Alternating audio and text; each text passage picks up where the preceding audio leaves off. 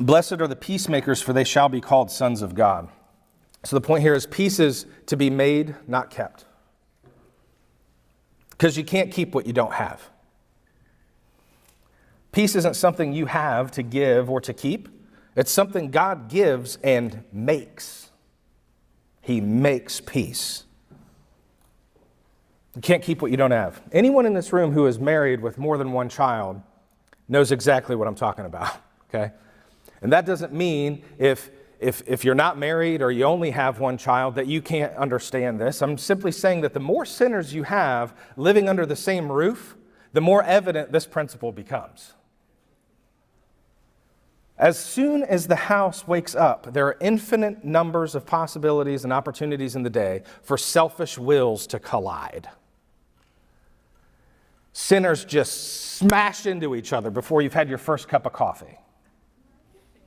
And chaos is the default mode of a household. That's what you get when you don't do anything. It's just natural. It just happens. It's not supposed to be that way. It's not how creation began. God is not a God of disorder, but of order. But the fall brought disorder. And God had to come order it, didn't he? Where there was enmity with God, God had to make man to be at peace with God. And because he has, and because we're to be like him and think his own thoughts after him, we are to make peace. You can't keep what you don't have. We don't keep the peace, we make peace. And in the home, that looks like being intentional. Husbands, perhaps it looks like going out of your way to serve your wife. You know, hopefully all of us by now know how to put the toilet seat down, right? But how about the honey-do list? Huh? How about the honey-do list? Is that ever a source of tension between you and your wife?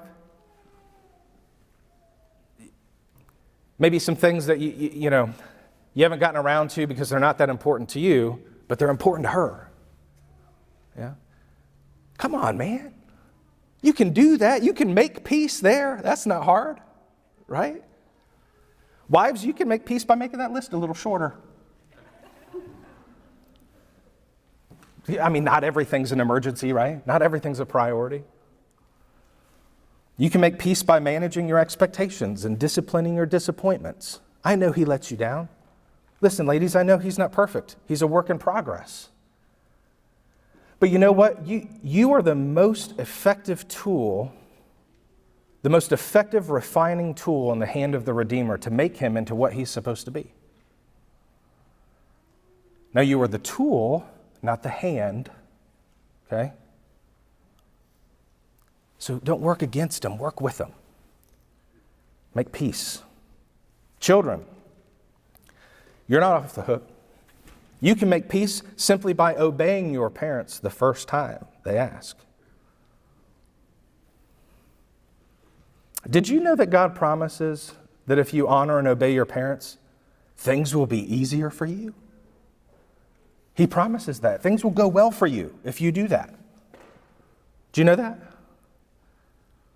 And y'all, I'm talking to you because God's word this morning, this is for you. It's not just for grown-ups, right? You're a part of this church and you're a part of this family, and we all want to see you do well.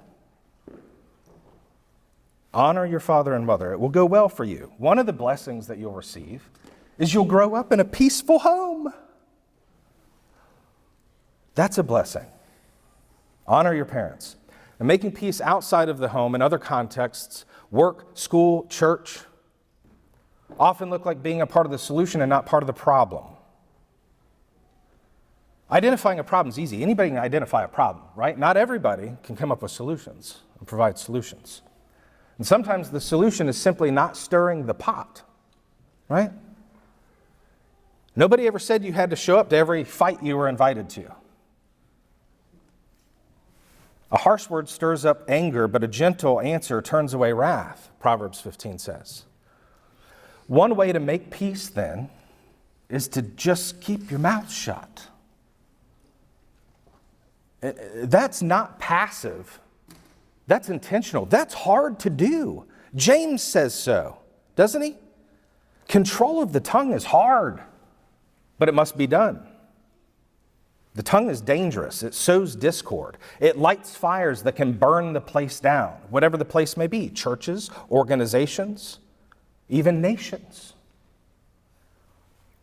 The peacemaker is not immune to feeling like saying things that he shouldn't say. He just knows better, and so he doesn't. For the sake of peace, and as an expression of his meekness, he keeps his mouth shut. Other times, making peace is recognizing you're not the solution. That you are not the solution, someone else is. And so you encourage them to get involved and help them to exercise their particular gifting that will contribute to the good of the whole. And again, that's at work, that's at school, church. That works. That works. I'll tell you one thing I think is good for us to remember as a growing family of God here at King's Church. Guessing at people's motives is a good way to not make peace. That's a good way to not make peace. We're about to be formally established as a church this very afternoon, y'all. And I want to remind us, we're not at the end of something. We're at the beginning. We're at the beginning. So let's remember this. We have peace with God, and that should make us willing to make peace with others, especially one another in the church. Here's the thing, though. When you see peace needs to be made, don't avoid it. Don't avoid it. You go make it. Go make peace with one another when you recognize peace needs to be made.